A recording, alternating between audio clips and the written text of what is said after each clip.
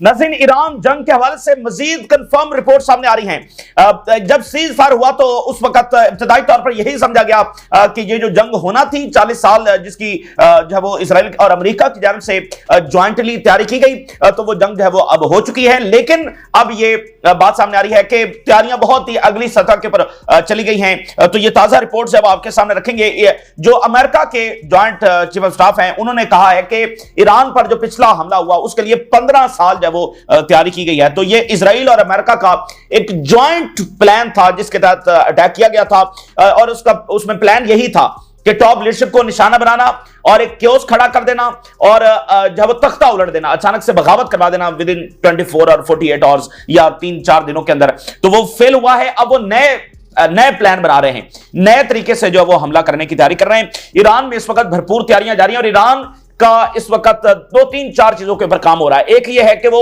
अंदरूनी तौर पर जो जासूस हैं और भरे पड़े हैं ईरान में जासूस, क्योंकि उसमें CIA है, मोसाद है, MI6 है, ये सारे इसमें शामिल हैं और बहुत बड़ी तादाद के अंदर जासूस अंदर हैं। तो उनके खिलाफ ऑपरेशन जो वो मुसलसल जारी है। अभी भी उन्होंने कुछ बड़ी कामयाबियां हासिल की हैं और उसमें एक नया फैक्टर भी सामने आया है कि जिसमें इलोन मस्क किस तरह से मोसाद की मदद कर रहा है, ये बात भी सामने आई है। स्टार लिंक की जो डिवाइसेस हैं वो मोसाद के जो जासूस हैं उनसे मिली हैं, तो इससे ये बात सामने आ रही है। यूरोप के ईरान से जब राब्ते हुए हैं और अरब्स के आपस में राब्ते हो रहे हैं, पुतिन की जानिब से जो है वो नेटो को वार्निंग जारी की गई है कि जो उन्होंने इतना बड़ा बजट बढ़ाया है, जो मिलिट्री स्पेंडिंग जो है वो बढ़ा दी है, तारीख की सबसे बुलंद तरीन मिलिट्री स्पेंडिंग के ऊपर नेटो ले गया है और रशियन बॉर्डर्स के करीब होता चला जा रहा है। तो पुतिन ने वार्न किया है कि इसका नतीजा अच्छा नहीं निकलेगा। और इसी दरमियान नाज़रीन एक और खबरें चल रही हैं, एक और एंगल, एक और नैरेटिव, और वो ये है कि ट्रंप ने एक और जंग रुकवा दी। अब पूरी दुनिया में ये खबरें चल रही हैं, ट्रंप ने एक और जंग रुकवा दी। और कौन सी जंग रुकवाई? रवांडा और कांगो की। ये जो मौजूदा लीडरशिप आई है नाज़रीन, ये दुनिया के लिए बहुत ज्यादा खतरनाक साबित हो रही है। उसकी वजह यह है कि ये डिसेप्शन फैला रही है और इसके अज़ाइम कुछ और हैं, लेकिन लिबादा जो है वो इसने कुछ और ओढ़ रखा है। लिबादा इसने अमन का ओढ़ रखा है, लेकिन पीछे जो हकीकत है, पीछे जो इसके अज़ाइम हैं, वो दुनिया को हम देख रहे हैं कि वो कितनी बड़ी जंगों की तरफ लेकर जा चुके हैं। यानी गजा की ग्रीन लाइट किसने दी? ईरान की ग्रीन लाइट किसने दी? और ये शख्स जो अपने आप को अमन का दाई कहता है, ईरान के अंदर साइंटिस्ट शहीद हुए अपनी फैमिलीज के सामने, ठीक है, और उनके कमांडर शहीद हुए बेदर्दी के साथ, जो दुनिया में कोई इसका प्रेसिडेंट नहीं है, ऐसा नहीं होता है, ठीक है। और पॉलिटिकल लीडरशिप शहीद हुई जो मुज़ाकरात कर रही थी, किसकी ग्रीन लाइट के साथ हुई? और ये शख्स जो है वो, आपको याद होगा इमाम खामनाई को किस तरह से इसने धमकाया कि तुम्हें जो है वो निशाना बनाएंगे, और किस तरह की लैंग्वेज इस शख्स ने इस्तेमाल किया। और अब अचानक से ये फिर इसने अमन का दोबारा से दाई बन गया। तो ये सबसे बड़ा ड्रामा ये है। एक बंदा होता है ना, ये बुश है, पता है कि ये जंगे छेड़ रहा है।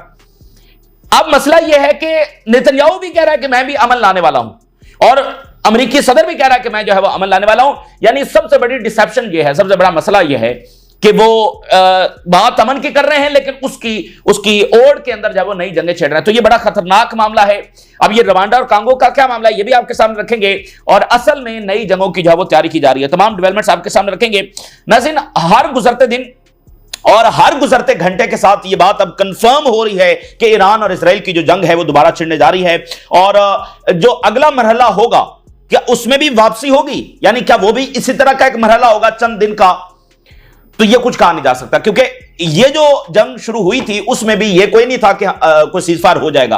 वो तो अचानक एक सीजफायर हुआ, और उसकी भी बड़ी वजह चूंकि अमेरिकन बेसेस हिट हो गई, और उसके बाद अब वो टाइम आ गया था कि अमेरिका को अपनी फोर्सेस जो है वो लैंड करना थी जो ईरान के अंदर, जैसे इराक में और अफगानिस्तान में। तो वो इसके लिए अमेरिका तैयार नहीं था, अमेरिकन सोसाइटी तैयार नहीं थी, इसलिए ट्रंप को जब वो पीछे हटना पड़ा। तो अब ये जो नया मरहला होने जा रहा है, इसमें भी वापसी होगी या नहीं होगी, ये कुछ जो है वो कहा नहीं जा सकता है। लेकिन ये दुनिया के अमन के लिए कितना खतरनाक है कि एक बदमाश ताकत जो है वो किस तरह से दंदनाती फिर रही है और हर किसी से सरेंडर मांग रही है।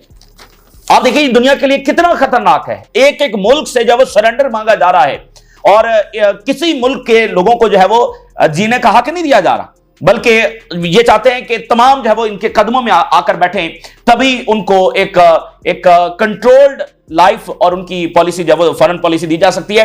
तो ईरान इस बात को जब वो कबूल नहीं कर सकता है। तो बजाय इसके कि जो पहला हमला हुआ उसको कंडेम किया जाए, उस पर इसराइल को अकाउंटेबल ठहराया जाए, अब जो है वो एक नए हमले की तैयारियां जो है वो की जा रही हैं। खैर, ईरान इसके लिए भरपूर तरीके से तैयार है और इस शैतानी ताकत का सामना जो है वो सिर्फ ताकत ही से किया जा सकता है और ईरान उसके लिए पूरी तरह से तैयार है। इजराइल की जानिब से पहली बार ओपनली ये बात अब कर दी गई है कि वो ईरान पर हमला करने जा रहे हैं, वो मिलिटरीली प्रिपेयर कर रहे हैं। ये इजराइल की जानिब से पहली बार ये खुलकर जो है वो बात सामने आई है। और अगेन अब इसमें इंपॉर्टेंट बात यह है कि जंग इन्होंने लॉन्च की थी, फिर सीज फायर कबूल क्यों किया, और अगर न्यूक्लियर डिस्ट्रॉय हो गया है तो फिर दोबारा से हमला क्यों करना है। तो यह बात वाज़ेह है कि इनको शिकस्त हुई है, लेकिन उसका अब जब इनसे पूछा जाता है तो आगे जवाब कोई नहीं है और जवाब इनके पास सिर्फ कॉन्टिन्यूअस वॉर्स हैं, फॉरएवर वॉर्स हैं। और इनसे पूछा जाता है कि क्या अचीवमेंट है तुम्हारी, तो आगे से ये यही कहते हैं कि हम तो अभी हालत जंग में हैं और अल्टीमेट रिजल्ट अभी आना है। तो सिर्फ ये वजह है, इनको पहले भी जोरदार चपेट पड़ी है और अब ये आएंगे तो उससे भी ज्यादा बड़ी चपेट जब उनको पड़ने जा रही है। इजरायली डिफेंस मिनिस्टर की जो स्टेटमेंट्स आई हैं वो मैं आपके सामने रखने जा रहा हूं, जिसके बाद कशीदगी बहुत ज्यादा बढ़ गई है। और आप जरा देखें ये कितना जालिम तरीन शख्स है। कह रहा है कि मैंने इंस्ट्रक्ट किया है इजरायली डिफेंस फोर्सेस को कि वो प्रिपेयर करें ऑपरेशनल प्लान। ऑपरेशनल प्लान आप जंगी प्लान को कहते हैं, हमला करने का प्लान, यानी ठीक है ना, ऑपरेशनल प्लान अगेंस्ट ईरान। और इसमें शामिल होगा that includes maintaining Israel's air superiority. ये वही लेबनान, यानी लेबनान में इजराइल की एयर सुपीरियरिटी है, सीरिया में इजराइल की एयर सुपीरियरिटी है, वहां पर फ्लाइट्स भी उनके मुताबिक उड़ती हैं, वहां पर वो जहां चाहें जब वो अटैक कर सकते हैं, किसी भी वक्त कर सकते हैं, कोई लिमिट नहीं है। तो ये एयर सुपीरियरिटी है। तो यहां भी वो कह रहे हैं कि operational plan to air superiority, ये बिल्कुल एक जंग की इन्होंने ऐलान यहां पर किया है। और फिर प्रिवेंट किया जाएगा ईरान को न्यूक्लियर प्रोग्रेस के ऊपर। और भाई जब ईरान का न्यूक्लियर तबाह हो गया तो फिर अब किसी पे प्रिवेंट किया जाएगा। तो मैंने आपको बताया ना कि ये अनकंट्रोल्ड, अनचेक्ड ये जो इजरायली वॉर मशीन है, ये पूरी दुनिया के अमन के लिए खतरा है। और हमने वो झलक देखी है कि हम सब ये सारे ममालिक वो जंग से कितना दूर थे। और फिर कहता है कि जो मिसाइल प्रोडक्शन है उसके ऊपर हम नजर रखेंगे, ठीक है। अब ये वही लेबनान वाला फार्मूला, कहते हैं हिजबुल्लाह दोबारा से मिसाइल प्रोडक्शन कर रही है, हम वहां पर स्ट्राइक कर रहे हैं और ये एक जवाब बनाया जा रहा है ईरान पर दोबारा हमला लॉन्च करने का। ऑपरेशनल प्लान न्यूक्लियर, भाई न्यूक्लियर को या मिसाइल प्रोडक्शन को या एयर सुपीरियरिटी बातों से तो कायम नहीं होगी, हमला करने से कायम होगी। तो ये पहला इस तरह का ऐलान जंग है जो हुआ है। And responding to the Iran for its support of terrorist activities against Israel, कह रहा है ईरान जो है वो हमारे खिलाफ टेररिस्ट, अंदाजा करें दुनिया की जो सबसे मुतफिका टेररिस्ट डेफिनेशन है उसके ऊपर इजराइल पूरा उतरता है। जो कुछ इजराइल कर रहा है वेस्ट बैंक के अंदर वो टेररिज्म है, जो कुछ वो गजा में कर रहा है वो टेररिज्म से भी बहुत आगे, दुनिया का सबसे बड़ा क्राइम जेनोसाइड है। और अब ये कह रहा है कि ईरान हमारे खिलाफ टेररिज्म कर रहा है। और इस सब के बावजूद अफसोस की बात यह है कि रीजन के ममालिक जो हैं, ऐसे भी ममालिक हैं जो अभी भी इजराइल को स्टेबलाइजिंग फोर्स समझते हैं और वो समझते हैं कि वो इजराइल के साथ नॉर्मलाइज कर लेंगे तो इस रीजन में अमन हो जाएगा। बहरहाल, we will work consistently to थॉट these threats. The recent operation in Tehran was merely a prelude to a new Israeli policy. Very very important. वो कह रहा है कि ये जो ऑपरेशन है अब ये नई इजरायली पॉलिसी है, अब इसी तरह से होगा, ईरान पर हमले हम जारी रखेंगे, ठीक है। सऊदी अरेबिया का media, Israel is preparing a military plan against Iran. Israel defence minister, the plan includes preparing a response to Iran for supporting activities against Israel. And Sky News जो बर्तानिया का मीडिया है, defence minister orders the army to prepare an operational plan against Iran following a 12-day war. ये तमाम media जो है इस वक्त रिपोर्ट कर रहा है। तो बहरहाल अब देखेंगे वेस्ट जो है, यानी इजराइल ने जो पेजर्स अटैक किए उस पर वेस्ट ने कहा वाह वाह वाह क्या तुमने सोफिस्टिकेटेड अटैक किया, वो एक टेररिस्ट अटैक था। यहां पर असैसिनेशंस की गई, वो कितना ब्रूटल था आप जरा अंदाजा करिए, असैसिनेशंस कितनी ब्रूटल थी। और वेस्टर्न मीडिया ने चीयर किया, उन्होंने कहा जबरदस्त, क्या सोफिस्टिकेटेड पावर्स है। और वेस्ट ने कहा यह तो सेल्फ डिफेंस है जो इजराइल कर रहा है। तो ये जो वेस्टर्न पॉलिसी है सेल्फ डिफेंस की, ये वेस्ट को बहुत डैमेज कर चुकी है। यानी इजराइल को डिफेंड करने के चक्कर में, अब देखें इजराइल ही की वजह से सारे कह रहे हैं ना कि वेस्ट के डबल स्टैंडर्ड्स हैं। तो इजराइल को प्रोटेक्ट करने के चक्कर में उनके डबल स्टैंडर्ड्स, उनकी इकोनॉमी, उनकी एक दुनिया पर जो सॉफ्ट इमेज है, वो सारा कुछ जो डिस्ट्रॉय हो चुका है, हो रहा है। तो इजराइल को प्रोटेक्ट करने के चक्कर में वेस्ट ने अपना बहुत सारा नुकसान किया है और मजीद जो है वो करते चले जा रहे हैं। अच्छा, इसके साथ एक बड़ा इंपॉर्टेंट वाकया हुआ है। नेतन्याहू ने कुछ घंटे पहले कोर्ट के अंदर यह रिक्वेस्ट दी कि उसको एक हफ्ते या 2 हफ्तों की ब्रेक दी जाए, यानी कि अपील की कि उसका जो ट्रायल है उसको पोस्टपोन किया जाए। कोर्ट ने वो रिजेक्ट कर दिया। लेकिन अभी कुछ देर पहले नेतन्याहू की जानिब से दोबारा अपील कर दी गई। ये बहुत रेयर है, मतलब इससे पहले पूरे ट्रायल में ऐसा नहीं हुआ। यानी कुछ घंटे पहले कोर्ट ने रिजेक्ट किया और अभी कुछ देर पहले नेतन्याहू ने दोबारा अपील कर दी है। और इजरायली मीडिया यह बता रहा है कि अब की बार एक सीक्रेट इन्वेलप भी था जो जज को दिया गया, और इसमें इजरायली मीडिया के मुताबिक कोई प्लान हो सकता है ईरान पर हमला करने का या कोई और ऐसा हमला करने का। एक सीक्रेट इन्वेलप जो है वो जज को दिया गया, लेकिन इस सब के बावजूद जो है वो जज ने फिर रिजेक्ट कर दिया। अदालत ने फिर इसकी जो अपील है वो रिजेक्ट कर दी है। तो इजरायली मीडिया के मुताबिक यहां पर यानी इधर से डिफेंस मिनिस्टर का प्लान जो बयान आया है, ऑपरेशनल प्लान, इधर से नेतन्याहू का ये दोबारा जाना और फिर सीक्रेट इन्वेलप देना। यहां पर यह बात जरूर ध्यान में रखें कि जो अंदरूनी फ्रंट है वो इजराइल के लिए एक और एग्जिस्टेंशियल थ्रेट है। जो इनकी अंदरूनी लड़ाई है वो एक तरह की खाना जंगी है, एक सतह की खाना जंगी है। और ईरान जंग से पहले इजराइल उस नहज के ऊपर पहुंच गया था कि नेतन्याहू की गवर्नमेंट गिरने वाली थी, और नेतन्याहू ने सिर्फ यह कहकर मोहलत ली थी कि मैं ईरान के ऊपर हमला करने जा रहा हूं। तो अब दोबारा से अंदर से आवाजें उठना शुरू हो गई हैं कि तुमने ईरान के खिलाफ क्या अचीव कर लिया है। तो अब वो दोबारा से फिर मंत्रा पढ़ना शुरू हो गया कि मैं तो ईरान के ऊपर दोबारा हमला करने जा रहा हूं। वो तो बस एक फेज था, हालांकि वो कोई फेज नहीं था, वो एक प्रॉपर जंग थी जिसमें तमाम मकासद अचीव होना थे, लेकिन वो अचीव नहीं हुए। तो अब ये कह रहे हैं कि ये तो बस एक फेज था और फलाना था, एक राउंड था, अब एक नया राउंड आ रहा है। तो बहरहाल इस तरह की बातें। तो वो जो अंदरूनी फ्रंट है वो बड़ा इंपॉर्टेंट है कि वहां पर भी असल जवाब जिसने वहां पर देना है कि तुम्हारी अचीवमेंट क्या है। तो जैसे बिल क्लिंटन ने बात की, बड़ी इंपॉर्टेंट बात उसने की, उसने कहा कि नेतन्याहू वॉर्स को इस्तेमाल कर रहा है फॉर रिमेनिंग इन पावर। तो बिल क्लिंटन जैसा बंदा यह बात कर रहा है कि ये जंगों को इस्तेमाल कर रहा है पावर में रहने के लिए। लेकिन अभी भी मिडिल ईस्ट के कुछ ममालिक समझते हैं कि नहीं, नेतन्याहू और इजराइल जो है वो एक स्टेबलाइजिंग फोर्स है मिडिल ईस्ट के लिए। तो देखिए ये मामला कहां तक ले आया है हमें। तो एक और खतरनाक जंग की तरफ हम बढ़ रहे हैं। अच्छा, एक और सोशल छोड़ा इजराइल ने, कहता जी जो फर्दो न्यूक्लियर प्लांट है जिस पर अमेरिका की बहुत सुबकी हो रही है, ट्रंप की बहुत सुबकी हो रही है, अमेरिकन मीडिया मानने के लिए तैयार नहीं है और ना ही यूरोपियन मीडिया की यहां पर कोई मुकम्मल डिस्ट्रक्शन हुई है जैसे ट्रंप दावा कर रहा है। अब इजराइल ये कह रहा है कि हमने वहां पर फौज उतारी है जो वहां पर देख कर आई है, जिसको स्ट्रांगली ईरान ने रिजेक्ट किया। जारी बात है एक शोशा ही है जो छोड़ा गया है। अच्छा, अब नाज़रीन ये तो इजराइल की तरफ से बातें हो गई। ईरान में क्या तैयारी जारी है और ईरान से क्या कंफर्मेशन आ रही है कि वाकईतन ये जंग दोबारा होने जा रही है।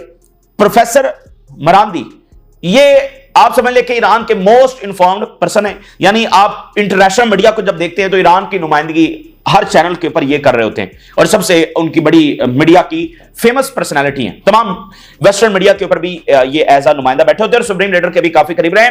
और 2015 में जो न्यूक्लियर जो मुज़ाकरात हो रहे थे अमेरिका के साथ, उसमें भी ये कहीं ना कहीं शामिल थे। तो प्रोफेसर मरांदी यानी कि ये सबसे इन्फॉर्म्ड पर्सन है। अभी कुछ देर पहले इनकी स्टेटमेंट जारी हुई है। The collective west is rapidly preparing the Zionist regime to launch another murderous war against Iran. The Zionists should leave immediately for good. ये प्रोफेसर हैं और मतलब पिछले 2 दहाइयों से वहां पर तेहरान यूनिवर्सिटी में पढ़ा रहे हैं और मैंने आपको बताया कि बहुत वेल इन्फॉर्म्ड पर्सनैलिटी हैं। तो अब ये कह रहे हैं कि ईरान के ऊपर एक और जंग लॉन्च होने जा रही है और साथ उन्होंने कहा कि जो इजरायली सेटलर्स हैं वो लीव कर जाएं इससे पहले, यानी जंग लॉन्च होने से पहले उनके लिए फिर यही बेहतर है कि अगर उनकी गवर्नमेंट एक और जंग लॉन्च करने जा रही है। अब यह बात ध्यान में रखें कि 30,000 बिल्डिंग्स डैमेज हुई हैं, 11,000 जो है वो डिस्ट्रॉय हुई हैं और अभी भी डाटा मजीद आ रहा है, इससे भी ज्यादा हो सकता है। तो सारी बात है कि इजराइल की बहुत डिस्ट्रक्शन हुई, इसलिए वो सीजफायर की तरफ गया। और अभी जब नेटो में ट्रंप मौजूद था तो एक यूक्रेनियन रिपोर्टर ने सवाल पूछा कि क्या पैट्रियट मिसाइल जो है वो देंगे यूक्रेन को। तो ट्रंप ने कहा कि नहीं, हम इजराइल को चूंकि दे रहे हैं तो यूक्रेन के लिए हमारे पास पैट्रियट मिसाइल नहीं है। तो ये भी मतलब इस बात का सबूत है कि वहां से एयर डिफेंस की सप्लाई इजराइल को आ रही है। उनका एयर डिफेंस बिल्कुल फारे हो गया था। तो ईरान ने बड़ी डिस्ट्रक्शन मचाई है। अब ये दोबारा हमला करेंगे तो उससे भी ज्यादा डिस्ट्रक्शन आएगी। इजराइल ने अपनी सारी ताकत इस्तेमाल की, ईरान ने अपनी सारी ताकत इस्तेमाल नहीं की। अब ईरान के प्रेसिडेंट का जरा स्टेटमेंट देखिए। Israel aggression against Iran risked all out regional war had it gone unanswered.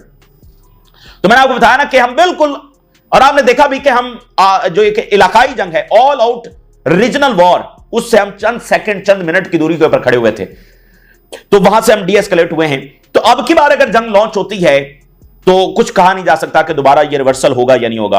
Israel war objectives turned into failure in Iran. Iranian government says delving into the war on Iran, the crushing failure of Israeli occupation, ties with the IAEA and Iran's continued readiness to confront all threats. बिल्कुल वो इस बात को वाज़ेह कर रहे हैं कि इनको मुकम्मल शिकस्त हुई है। ईरान सप्लाई बढ़ा रहा है, प्रोडक्शन बढ़ा रहा है, और ईरान जो एक फ्रंट के ऊपर तेजी के साथ काम कर रहा है, और इसलिए इजराइल बहुत जल्दी हमला कर सकता है, यानी विद इन डेज ये हमला हो सकता है, क्योंकि ईरान बड़ी तेजी के साथ जो स्पाइज हैं, जो जासूस हैं, उनका सफाया कर रहा है। और अगर आप देखें तो जो कुछ भी इजराइल ने किया वो अंदरूनी तौर पर था, यानी बाहर से आकर उसके एयरफोर्स ने क्या कर लिया, सबसे ज्यादा तो असैसिनेशंस ही हुई ना भाई। असैसिनेशंस ने ही ईरान को जितना नुकसान पहुंचाया, तो वो असैसिनेशंस तो अंदर से जासूसों ने की, तो इसलिए जासूसों को सफाया किया जा रहा है, और इसलिए इजराइल इससे पहले हमला कर सकता है, विद इन डेज कर सकता है। अब एक नई डेवलपमेंट सामने आई है कि IRGC ने स्टारलिंक की डिवाइसेस पकड़ी हैं इजरायली जासूसों से। इलोन मस्क जो है उनकी मदद कर रहा है, और जब ये कहते हैं कि ये एक रजीम चेंज नहीं था, तो आपको याद होगा पहली रात जब नेतन्याहू ने खिताब किया तो इलोन मस्क की स्टेटमेंट आई कि मैं ईरानियन लोगों के लिए इंटरनेट खोल रहा हूं। तो मसला न्यूक्लियर का था, तो तुम इंटरनेट क्यों खोल रहे थे? ये भी बड़ा ही एक काला स्याह इसका चेहरा जो है वो मुनाफिक चेहरा, दुनिया में जंगे फसाद फैलाने वाला, और ये इसकी जंग डीप स्टेट के खिलाफ थी। हालांकि ये खुद अपने आप में एक डीप स्टेट है। पहले इसने वेनेजुएला को डिस्टेबलाइज करने की कोशिश की, और फिर अब इसने ईरान को डिस्टेबलाइज करने की कोशिश की। ये एक बड़ा, हालांकि जब इलेक्शन हो रहे थे उस वक्त ये ईरान की ये जो अमेरिका की रिवायती पॉलिसी है कि उसने ईरान के बेसिस बना रखी हैं, उस इलोन मस्क उसको हाईलाइट कर रहा था, और अब इसने ये सारे हरकत किए, तो इसका चेहरा भी सामने आया। तो इस तरह से आप, यानी ईरान सिर्फ इजराइल से नहीं लड़ रहा है, ईरान यूरोप से लड़ रहा है, ईरान अमेरिका से लड़ रहा है, ईरान इन बड़ी बड़ी कंपनी से भी लड़ रहा है। तो ईरान कोई आसान जंग नहीं है जो यहां पर लड़ रहा है। अच्छा, इसी दरमियान जो है बरतानिया के वजीर खारजा ये कह रहे हैं कि उन्होंने कॉल की है ईरान के वजीर खारजा को, ठीक है। तो ये यूरोप के राब्ते भी हो रहे हैं, लेकिन जब तक वो अपनी मुनाफिकाना पॉलिसी नहीं बदलेंगे यहां पर कोई बदलाव नहीं आने वाला है। और वो इजराइल की इन जंगों के चक्कर में इस वक्त जो यूरोप में रेफ्यूजीज, इमिग्रेशन, इकोनॉमी का नुकसान ये सारा हुआ है, ये इजराइल की जंगों की वजह से हुआ है। और अब ये इजराइल की जंगें हैं, ठीक है ना, ये इजराइल की जंगें हैं, और इससे यूरोप बहरहाल मजीद नुकसान उठाएगा। अच्छा, इसी दरमियान रीजन में राब्ते हो रहे हैं, खासकर जो गल्फ रियासतें हैं उनके राब्ते हो रहे हैं। यूएई के जो प्रेसिडेंट हैं वो कतर पहुंचे, अभी इराक के साथ उनका राब्ता हुआ है। President Sheikh Mohammed holds talks with president of Iraq. अब जो गल्फ स्टेट्स हैं वो ये चाहती हैं, वो इतनी डेटरेंस क्रिएट करना चाहती हैं कि दोबारा अमेरिकन बेसेस यहां पर हिट ना हो, लेकिन ये पॉसिबल नहीं है। इसके लिए उनको डेटरेंस अमेरिका के खिलाफ करनी चाहिए, उनका प्रेशर अमेरिका की तरफ होना चाहिए। क्योंकि मुझे बताइए ये कैसे पॉसिबल है कि अमेरिका दोबारा से जंग छेड़े, फिर वो अमेरिका दोबारा से जाकर ईरान पर हमला करे, और आप अमेरिका को कहें, आप ईरान को कहें कि अमेरिकन बेसिस के ऊपर हमला ना करो। यानी अमेरिका यहां पर सारा कुछ करता फिरे, अगर अमेरिका के ऊपर अटैक कोई करे तो आप कहेंगे हमारे ऊपर अटैक है। मुझे बताइए ये कौन सी पॉलिसी है? तो जाहिर बात है कि फिर अंदरूनी आपसी एक लड़ाई का भी खदशा है, लेकिन उसमें फिर क्या किया जा सकता है? जब तक ये ममालिक अपना रवैया नहीं बदलेंगे, अपनी पॉलिसी नहीं बदलेंगे, और अमेरिकन बेसिस को लेकर बैठे रहेंगे, लेकिन ये बेसिस लेबनान के भी खिलाफ इस्तेमाल होंगी, फलस्तीन के खिलाफ भी इस्तेमाल होंगी, यमन के खिलाफ भी इस्तेमाल होंगी, और ईरान के खिलाफ भी इस्तेमाल होंगी। और अगर इन बेसिस पर हमला हो तो आप कहें हमारे ऊपर हमला हुआ है, और फिर देखे ना कि इनकी एक पूरी इन्फ्लुएंस है, यानी पाकिस्तान जैसे मालिक, बाकी मालिक, वहां पर इनका इन्फ्लुएंस है। तो ये जो बयानियां ये कहेंगे वही चलेगा कि ईरान ने गलत किया, ईरान ने फलाना किया, जो ये कहेंगे वही बयानियां चलेगा। तो इसलिए ये आपसे भी एक लड़ाई जब शुरू हो जाएगी, तो लेकिन उसके लिए इनको चाहिए कि ये सही तरफ जो है वो अपनी डायरेक्शन रखें। अब आप जरा देखें गजा में क्या हुआ है। सऊदी अरेबिया का जो मीडिया है अल अरेबिया, उसकी एक टीम गजा में मौजूद थी, उसके ऊपर इजराइल ने एयर स्ट्राइक की है, ठीक है। फिर भी ये कहते हैं कि अमेरिका और इजराइल यहां पर अमन लाने वाले हैं, वो एक स्टेबलाइजिंग फोर्स है। अल अरेबिया की टीम के ऊपर अभी उन्होंने जब अटैक किया है। डैन बिल्जेरियन, ये अमेरिका के बहुत फेमस स्पोर्ट्समैन है, इनका जरा ट्वीट देखिए। Netanyahu is a war criminal and he needs to stand trial, anyone suggesting otherwise has sold their soul. अब इनके 79 के लाइक्स हैं और 1.9 मिलियन व्यूज हैं इनके ट्वीट के ऊपर। उनका कि ये वॉर क्रिमिनल है, इसका ट्रायल होना चाहिए, और अगर कोई इससे हटकर बात करता है, ट्रंप की तरफ इशारा है, कोई इसकी माफी की बात करता है, तो समझो कि वो अपना ही हैज सोल्ड हिज सोल, कि वो मतलब एक खास टर्म के वो बिल्कुल उसका जमीर मर चुका है, और वो अपनी रूह जो है वो बेच चुका है, वो बिल्कुल उसका कोई इंसानी मामला नहीं है। अच्छा, अब रशिया के बड़ी सपोर्ट सामने, रशिया ने 2-4 बड़ी बातें इंपॉर्टेंट की हैं। एक तो रशिया ने कहा है कि पूरा मिडिल ईस्ट न्यूक्लियर फ्री होना चाहिए, जो ईरान का मौकफ है, और उन्होंने कहा कि इजराइल जो है वो एनपीटी का मेंबर बने, ये रशिया की जानिब से बात सामने आई है। और साथ उन्होंने ये कहा है कि ईरान का न्यूक्लियर प्रोग्राम डिस्ट्रॉय नहीं हो सकता, ये रशिया की बात सामने आ रही है। Israel must take a bold step by joining the nuclear non proliferation treaty, Israel भी एनपीटी को ज्वाइन करें, ठीक है, और न्यूक्लियर फ्री मिडिल ईस्ट बनाया जाए, ये ईरान का मौकफ है, रशिया ने उसको बैक कर दिया। ये बात बड़ी इंपॉर्टेंट। उन्होंने कहा कि बहुत सारी ऐसी नॉन न्यूक्लियर कंट्रीज हैं जिनके पास ज्यादा एडवांस न्यूक्लियर साइकिल कंपोनेंट्स हैं देन ईरान, यानी कुछ ऐसे मुल्क जो नॉन न्यूक्लियर हैं लेकिन उनका जो न्यूक्लियर प्रोग्राम है उसमें जो कंपोनेंट्स है वो ईरान से भी ज्यादा एडवांस उनके पास है, लेकिन फिर भी वो कंसर्निंग नहीं है, लेकिन ईरान कंसर्निंग है। ये डबल स्टैंडर्ड्स क्यों? तो ये सिर्फ एक जवाब है ईरान पर जंग मुसल्लत करने का। It is exaggeration that Iran nuclear programme has been completely eliminated, ये सिर्फ एक एग्जैजरेशन है कि ईरान का मुकम्मल न्यूक्लियर प्रोग्राम तबाह हो गया है। उन्होंने कहा कि no matter how intense the strikes on Iran nuclear program, जितनी मर्जी शदीद स्ट्राइक्स ईरान के न्यूक्लियर प्रोग्राम के ऊपर कर लो, knowledge and political will can not be eliminated. भाई नॉलेज तो उनके पास है ना, यानी उन्होंने कहा कि इनका न्यूक्लियर प्रोग्राम खत्म नहीं हो सकता। और जैसे मेदवेदेव ने कहा था कि अगर ईरान के ऊपर हमला हुआ तो उनके पास अगर न्यूक्लियर है तो वो इस्तेमाल करेंगे, अगर न्यूक्लियर नहीं है तो वो हर सूरत में बनाएंगे। तो इस वक्त अगर आप देखें तो इजराइल की नई धमकियों के बाद कि वो दोबारा हमला करने जा रहे हैं, अगर ईरान में कोई कंफ्यूजन थी भी सही, अगर कोई इख्तलाफात थे भी सही कि न्यूक्लियर बनाना है या नहीं बनाना, अब ये बात बिल्कुल वाज़ेह है कि वो न्यूक्लियर बनाएंगे, क्योंकि पहले हमला हो गया, अब दोबारा फिर वो हमले की बात कर रहे हैं, तो कोई गारंटी नहीं है आपके लिए, ठीक है। तो इसलिए वो न्यूक्लियर ही उनका सबसे बड़ा सर्वाइवल है, और जिस दिन ईरान ने न्यूक्लियर बना लिया वो इस रीजन की तारीख का बहुत बड़ा दिन होगा। प्यूटन ने वार्न किया है नेटो को कि ये जो आप बजट इंक्रीज किया है, ये जारी बात है कि एक बड़ी जंग की तरफ लेकर जाएगा, क्योंकि ये हमारे लिए बराह रास्त थ्रेट है, ये हमारे लिए तैयारी हो रही है। तो इसलिए ये बड़ी लंबी चौड़ी उन्होंने बात की है। अब रवांडा और कांगो, जनाब ट्रंप साहब उन्होंने एक और जंग रुकवा दी है, ठीक है। कांगो में अब अचानक इनको रवांडा और कांगो क्यों याद आ गया है? मेरे ख्याल से अगर आप फॉलो कर रहे हैं तो आपको अच्छे तरीके से पता होगा कि कांगो और रवांडा इनको क्यों याद आ गया। कांगो से इनको मिनरल्स चाहिए, कांगो में रेयर अर्थ मिनरल्स हैं, लेकिन कई सालों से जंगें वहां पर जारी हैं, आपस में ये मुल्कों की हो रही हैं, खाना जंगी हो रही है। अचानक इनको कांगो याद आ गया और फिर बयान देखें, हमारी जो पीस के लिए कमिटमेंट है हम देखें वो पूरी कर रहे हैं।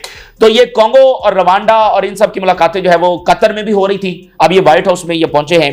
तो मिनरल्स चाहिए जनाब आली, इसलिए वहां पर चूंकि जंगी हालत में वहां पर कौन मिनरल्स निकाल कर लाएगा, तो इसलिए वहां पर अब अमन की जरूरत है, अभी जंग रुकवाने की जरूरत है। तो जब मिनरल्स निकल जाएंगे तो फिर, यानी आप देखें गजा उसकी ग्रीन लाइट दे दी, यूक्रेन की जंग नहीं रुकवा सका, ईरान पर ग्रीन लाइट दी, दोबारा ग्रीन लाइट देने जा रहा है, लेकिन रवांडा और कांगो में जंग रुकवा दी। मिनरल्स जनाब वहां से चाहिए, ठीक है। तो इसलिए ये ऐसी लीडरशिप दुनिया के लिए और खतरनाक होती है, जो ऐसा डिसेप्शन का चोला पहनकर फिर रही होती है, वो दुनिया के लिए और खतरनाक होती है। तो दुनिया को भी असल हकायक देखने की जरूरत है। ये इस वक्त की ताजा तरीन डेवलपमेंट्स है जो आपके साथ शेयर किया, हम राज रुका करें, जा दीजिए, अल्लाह हाफिज।